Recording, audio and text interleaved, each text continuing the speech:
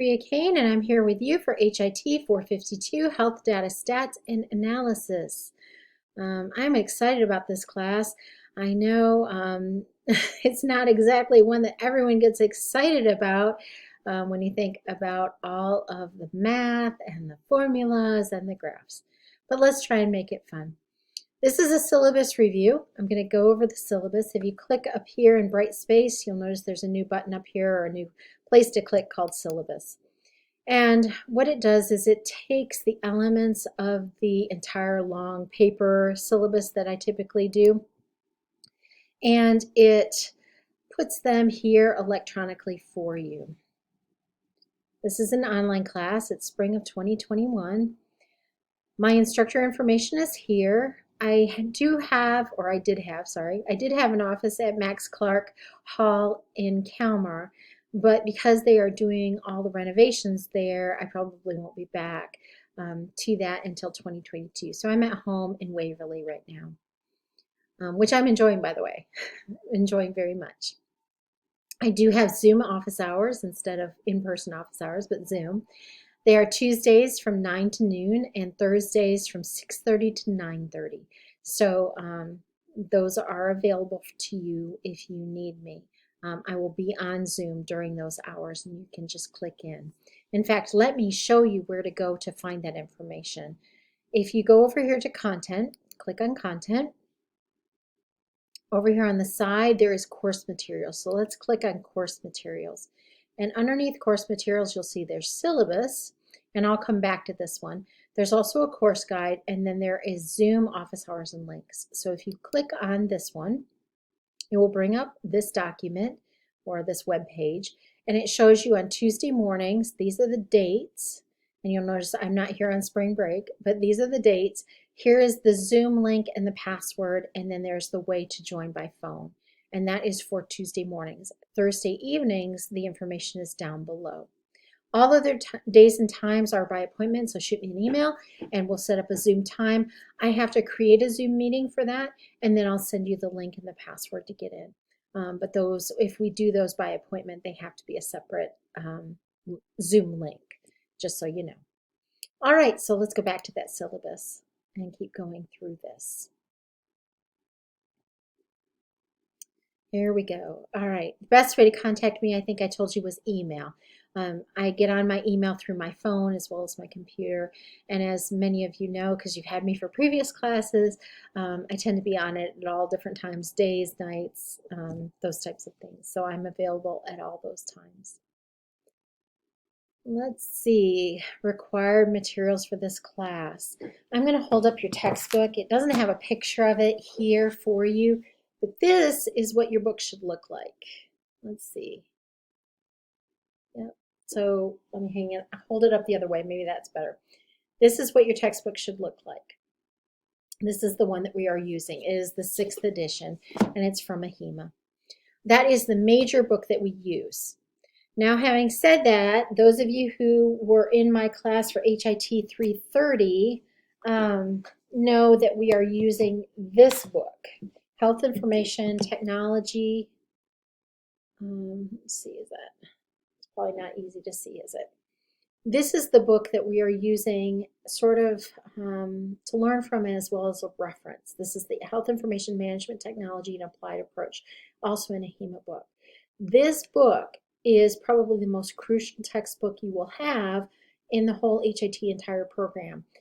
For those of you who are graduating in the spring, you will find that you will go back to this textbook many times over to find answers as you do the RHIT exam prep. So that is why it's so critical. But we also use it here. It's got some really good information about statistics. And so that's why I've asked you to have that readily available. Then the third book we use are case studies in health information management. It's the Cengage version. And again, it's used in multiple HIT classes. They are coming out with a new revised edition in February, but I'm not sure if we'll adopt it for the fall. But either way, this is the one we're using in this class. So you've got those required materials. Course information. This is all from the course guide. It is the description, the objectives, the primary learning outcome, which is critical thinking, the educational learning outcomes, all of that. If you wanted to see the course guide in and of itself, go back to content and then course materials, and the course guide is there. You can click on that. Grading procedures and scale. Ooh, I must have forgotten to put the points in. I will go back and do that. Good catch. But anyway, the grading scale is identical to it's HIT program. It's nothing that I came up with. I usually just put in the points, which I've forgotten to do and I need to go do. All right, so we will have 11 assignments. I'm sorry, 11 discussions, 20 assignments, and 11 quizzes. So 11 discussions, 20 assignments, 11 quizzes for this class. And you can see how they fall out in terms of points and percentage. The course calendar is a guide. It shows us what's happening. It's in Brightspace a couple of different ways. One is here you can click on course calendar and it will go out to a Google spreadsheet and show you the information. The syllabus that's posted under course materials in Brightspace has a PDF version. If you want to print it off at home so you have that, you can. Otherwise, it's available to you electronically the whole semester. So let's go take a look at that. If you click on content, and we come back down here under course materials, here's the syllabus. So course materials, and there's the syllabus. See, course materials and the syllabus. So let's click on the syllabus. And you see here, this is the PDF version, and it basically covers all of the same things that are in the under the syllabus tab, but they're expanded.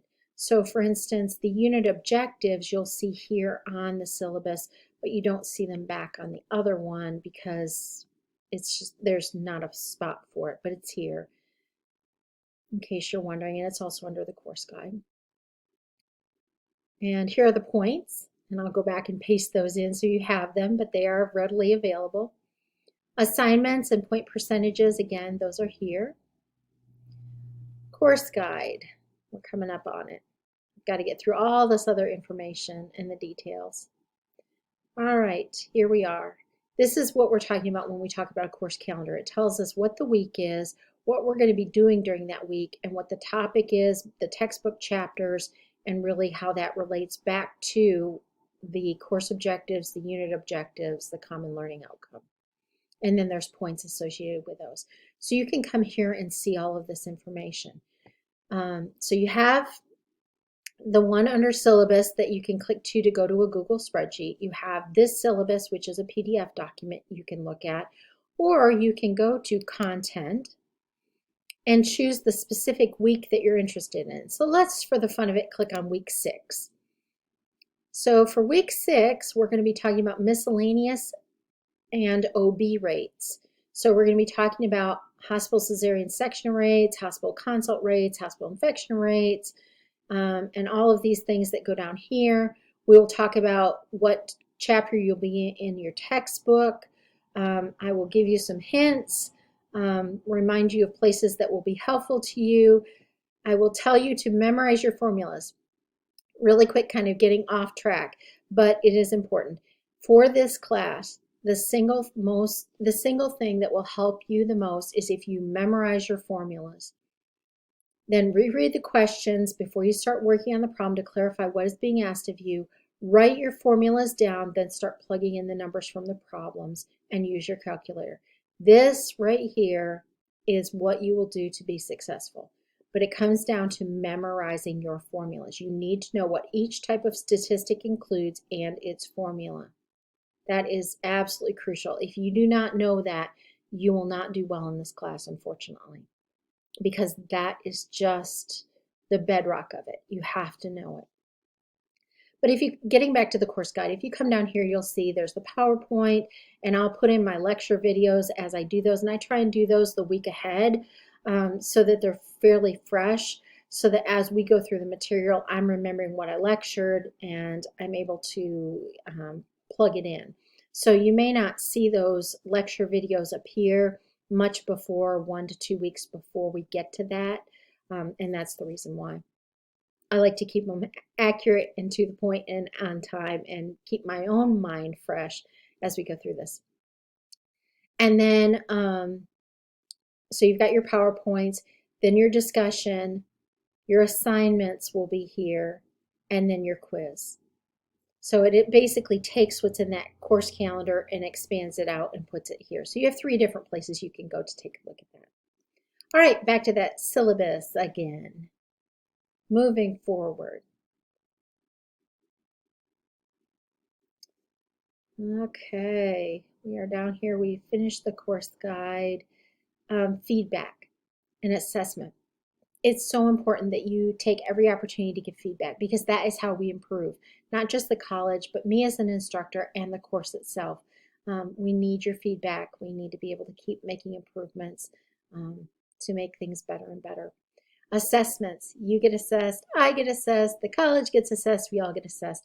And these assessments are important because they demonstrate through data, are we doing what we're supposed to be doing, and are we doing it in a way that is effective? So please take every opportunity, especially at the end of the semester, to do the assessments that come out from Kelly Kramer, and also the other ones that come out throughout the semester that are surveys. Please do those. Course policies, attendance is, as always, this is in all NICC courses. Basically, I take attendance every week. I look to see, did you get your work done? I'm not looking at did you get it all done, but were you engaged in some way? If you were, then you were present. If you weren't, you're absent, unless you had sent me something to say, you know what, I'm going to have to be out of town. Something unexpected came up. I'm going to have to be out of town, and I'll excuse that absence, and I'll put an E in there for that. Otherwise, present, absent. If for some reason, and I can't imagine how on an online course, but if for some really wild reason there was a week that nobody could do anything, then I would put in a C, meaning that for whatever reason there were extenuating circumstances and nobody could do anything, so that it didn't come against you for attendance. But that should never happen on an online course. Academic dishonesty, I hope we never ever have to have this conversation, so I'm going to keep it brief here and just say my expectation of you is that you are always academically honest, that you demonstrate integrity. You are here in the HIT program. This is your last year of the program.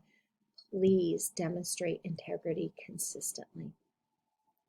Late work. You know me. I have said this before. As an instructor, I hate late work. However, I do understand that it does happen. I've shared this before, but when I was working on my master's degree, I had some very unexpected things happen to me that just knocked me off my feet in life. And I fell behind pretty significantly in my master's program. And my professors were kind enough and merciful enough to really encourage me to catch up and finish strong. And because of their mercy and their kindness, I was able to do that. So I want to pay that forward and pass that on. So as much as I possibly can, I will be merciful, I will be kind, I will not mark you down for things that are late.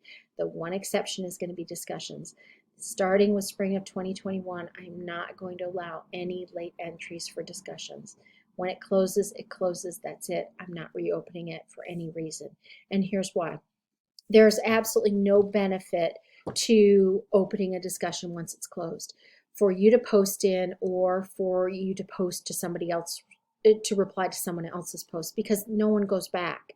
No one goes back. That discussion takes place during the week of the discussion. That's when people are active. That's when they're looking and reading and commenting and having that communication and that interaction. And if you add to it late, no one sees it, and there's not really an opportunity to go back and be a part of that. So again, discussions are not accepted late. They're just not. If you miss a discussion, I'm sorry, but you've just missed it. I will take assignments and quizzes late, but I will not take discussions late. And talking about assignments and quizzes, the last day, because this is only an 11-week course, the last day to submit coursework is April 5th. It's April 5th, and I believe that's a Monday. April 5th at 11:30 p.m. I have to have everything in, because on Tuesday, April the 6th, I have to submit your final grades to the registrar. I don't have any choice about that. That is carved in stone. So I will take late work up until 11:30 at night on the 5th, and then I will turn in final grades on the 6th. Please Make sure you note this. You need to know those dates. Missing assignments, talked a little bit about that. I typically try and grade on Tuesdays, Wednesdays, Thursdays because the week closes on Mondays. Your week is really a Tuesday to a Monday week, and it closes Monday nights at 11:30. So I usually like to get in and grade Tuesdays, Wednesdays, Thursdays so that it's pretty current. If something is not submitted, it's going to get a 0. I'm just going to do it that way because it's easier for me and it keeps you aware of what's missing. If you turn something in and I see it, I'll grade it at that point, but it may not be that I catch it until the following Tuesday, Wednesday, Thursday when I'm in there grading again. But I will get it once you do turn it in, and I will make sure it gets updated as long as it is before this April 5th at 11:30.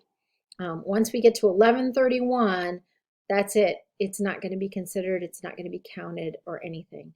But up until that time, I will get it caught up. So don't be surprised if you see zeros appearing. You can intend to turn the work in, but I'm trying to keep the grades current so that you're aware, I'm aware, and that sort of thing. But then I will get them as you submit them. I just wanted to say again, it's your responsibility to monitor your grades to make sure they reflect the work you completed and submitted in a timely manner. Sometimes things happen. Sometimes you think you submitted something, but you didn't. You might have forgotten it. Sometimes you try and submit it, but the internet goes down or there's some kind of connectivity issue.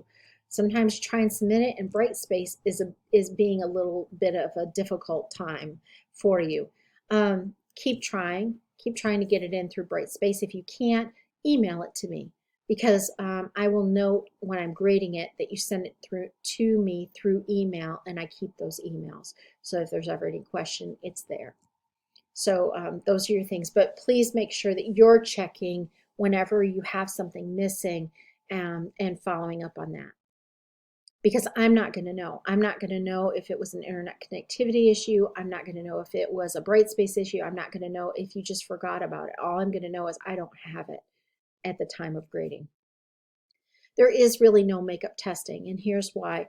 I want you to know when you finish taking a test and the system grades it, I want you to know what you got wrong and what the correct answer is so that you have that for the future and so that you can learn from it. That's why I don't do second tests, because if I did, you'd already know all the answers. And that's not really a fair way to assess your learning or your knowledge. So there are no makeup tests. That is why we always encourage you not to use an unstable connection like a wireless connection when you're taking a quiz. Because if you lose that connectivity and you're not done with a quiz, the quiz marks everything else as a 0. And then it makes it very difficult for me to try and reopen it for you. That's not what I'm supposed to do. So make sure you have a good connection. Now, having said that, last August we had the derecho storms, and they were terrible. They knocked out connectivity for everyone, regardless of whether you had wireless or you had Ethernet or broadband or however you had it, cable. It knocked a lot of things out. If that kind of thing happens, then yes, I will make sure that we reopen the test and that you get what you need. But other than that, other than this seriously extenuating circumstance, I will not give you a second attempt. So it's one and done. And so keep in mind, if you have 15 minutes before you need to run out the door, don't start a test, because whatever you don't get done will be scored as a 0. Make sure you have plenty of time to do that test and you have all the materials you need right in front of you so that you can use the time that you're allotted and get that done. All right, additional information. We talked about Zoom office hours and how you find out how to click in and use the link to get on those office hours. During my office hours, I'm usually working. And I have Zoom minimized into a corner of my screen. And I often have music playing. And I have 3 cats. I have 2 children. I have a husband. And so when you click in, typically I have the video off and the sound off so that you don't see and hear what's going on in my crazy household. But anyway, give me about 15 seconds. I will turn off the music. I will tell them what they need to do to be quiet and out of the way. And then I will click on in terms of video and sound, and we will have our Zoom session. But know that I will be there. If I'm not, I will be there shortly. Shoot me an email and say, hey, I'm here on Zoom. is now a good time, and I will definitely get back to you. All right, program policies we talked through a bit. That due dates are typically the Monday following the week of class. I have everything programmed in Brightspace. Hopefully it is perfect. But being human, there might be something wrong. So if you go into Brightspace and there's some kind of confusion or it doesn't make sense, shoot me an email, but check Brightspace first. I have opened all the discussions early. You can go in, you can complete all of them whenever you want. But don't forget, you've got to go back and reply to your peers, your classmates' posts. The rule this semester is a minimum of 2. I'd encourage you to read everybody's and reply to as many as possible. But in terms of grading, I'm only going to hold you to 2 as the minimum. There are rubrics. So again, read through the rubrics. I have updated them a bit. So make sure that you are aware of what the rubrics are before you do a discussion or an assignment. We have the syllabus video review that you're doing right now, and there's a quick 10-question quiz that you need to take just so that I am certain that you picked up the things from this syllabus review that I need you to know for us to be on the same page. There are some special assignments. Those can be started and completed at any time throughout the course, but they do have specific due dates. So again, for those of you who like to work ahead, you have free reign to go ahead and go for it, but make sure that you check the rubrics first. Then you have your weekly assignments. Most of these I have opened early, but there are some that are specific to the week. And the reason for that is that what we're learning, you need to go through the lecture and the learning aspect before you do the assignment. So those are the ones that are only open weekly, and they open on a Tuesday and close on a Monday. And then, of course, quizzes are the same as always. They open on Thursdays, close on Mondays. And the reason for that is I want you to take Monday and Tuesday, or I'm sorry, Tuesday and Wednesday of that week and really ground yourself in the material before you take the quiz. Could I open the quiz up and you can take it at any time? Sure, I could. But I think that you would benefit so much more by taking those 2 days, Tuesday, Wednesday, going through the lecture video, going through all the other different things that are happening that week and the readings and whatnot before you take the quiz, because I want you to do well on the quiz. And sometimes I'm going to record, because of this class, the way that it works with statistics and the formulas, there are times when I'm going to record extra videos. If I notice that someone is struggling with something, I'm probably going to record a video on that and go back through it. And show how we got to the answer. So some of those may get posted as well, and that's another reason for limiting those quizzes to a specific time frame so that I've got Tuesday and Wednesday to get those videos posted for you. Classroom conduct, we've talked about this in the past. It's all about respect. It's respecting the rights, dignity, worth, and freedom of everyone. It all comes down to respect. We aren't always going to agree, and that's perfectly fine. We want to look at all aspects of each topic that we tear apart and look at and learn and investigate and research. We want to do that. And some of those are going to be in conflict, and that's not a bad thing as long as we do it respectfully and civilly. So along those lines, when you go to post in a discussion, please make sure that what you're posting is respectful. Stop and read your discussion post at least twice before you post it. If someone did not know you, someone totally didn't know you, didn't know where you're coming from or what your perspective was or what your experience is, and they read your post, would they find it offensive? Would they find it disrespectful? If they would, please go back through and change, modify, update. Think about the tone of what it is. Not just, you want to also look at the content, but think about the tone of what it is that you're posting and make sure that it is respectful. And by the same token, when you're getting comments back and peers or classmates are posting back to you, let's not be hypersensitive. Let's be professional. Let's be businesslike. Let's look at how it applies to the topic, not necessarily how it applies to any particular person. But if it is offensive, I would like you to shoot me an email. I do see every single discussion post before I grade. I make sure that I review every single one, every post, every reply, everything before I grade. But if you think that something is offensive, please do shoot me an email privately so that I can take a look at it and as appropriate follow up. But again, let's be respectful on both sides and professional. That's what we're here for. We're honing our professional skills. Class continuation during campus or center closing doesn't apply to us. It's here. It's in every syllabus for every class here at NICC. But we're an online class, so whether the campus is open or closed, it doesn't matter. We're here. We work. We do our class. So that's just here as information. If you need the Learning Center, if you want some tutoring assistance, help with a paper, help with a spreadsheet, help with a graph, reach out to the Learning Center. They are so underutilized and they are awesome. They have all these resources and all these people who can't wait to help others confidentially but helpfully. And so don't be shy about reaching out and getting the help you need. So reach out. That's my bottom line there is don't be shy, reach out to Learning Center, utilize what is available to you. It may be great. Access. If there's something that's not accessible to you, please shoot me an email. I'm not always aware of how things change or how they get updated. A lot of times I'll put in websites when I'm designing the course and we'll get 6, 8, 10 weeks down the line and the link doesn't work anymore. It worked when I put it in, but it doesn't work today, which may be 6, 8, 10 weeks later. So shoot me an email, just let me be aware of it. I may take it out altogether. I may try and figure out where it was broken and get it hooked back up to the new link. Those types of things we'll just see. But if you need something to be able to be read to you or closed captioned or listen or anything like that, please just shoot me an email and I'll see if I can find that version for you and make it available to you.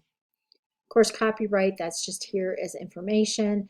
Netiquette has to do with etiquette for electronic communications, and we've already really talked through that. It comes back to respect, and we want to really respect everyone. And I'm going to really quick skip down to statement of non-discrimination, and then I'll come back to accommodation. Okay, statement of non-discrimination. It is the policy of NICC and everyone that is involved with NICC that we do not discriminate on the basis of race, color, national origin, sex, disability, age, employment status, sexual orientation, gender identity, creed, religion, or actual or potential parental, family, or marital status in any program, activity, or employment practice. We do not discriminate. We will not discriminate. Discrimination is bad.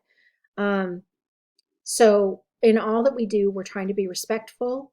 We are trying to be inclusive. We are trying to make this a place where people feel safe, where they can learn, where they can chase their dreams and catch them. We want people to come here to NICC and leave better for their experience. So along those lines, that means all of us taking the extra step of being respectful and professional, patient and kind, and just really accepting. So that's all I'll say about that. Accommodation. If you have an accommodation, please reach out to me privately through email and we will get you all set up and taken care of and make sure everything's the way that it needs to be. And I want to encourage you in that.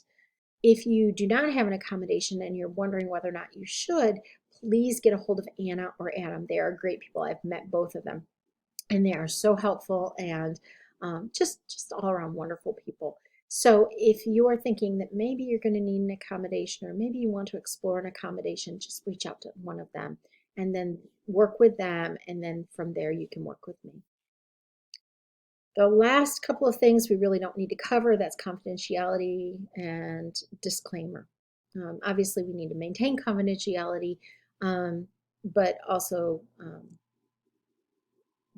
we would do that under any circumstances because we are HIT professionals, HIM professionals, and confidentiality is almost our middle name these days.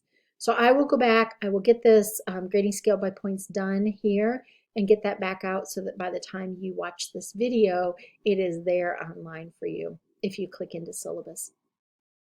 That's all I have, except that I'm really excited. This is a challenging course. Out of all of them, I think this is the one that people struggle the most with. But hopefully, by focusing on the formulas, we can get you through this. So don't be afraid. You're probably going to have to make some flashcards or use Quizlet. But those formulas, you got to know the formulas. If you don't know the formulas, you won't do well on the test. I'm sorry. It's just the way that it is. We have to memorize the formulas for the RHIT exam. All right.